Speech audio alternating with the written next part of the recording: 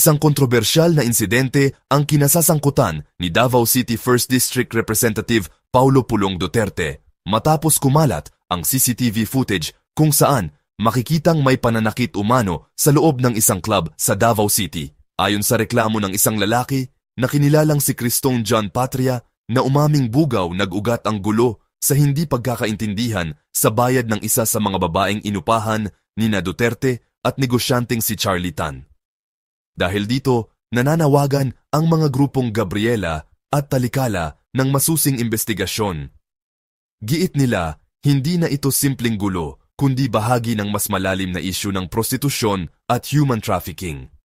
Para sa kanila, simbolo ito ng paulit-ulit na pagsasamantala sa kababaihang napipilitang pasukin ang sex trade dahil sa kahirapan at kawalan ng suporta mula sa pamahalaan. CSTK channel subscribe, follow, like and share.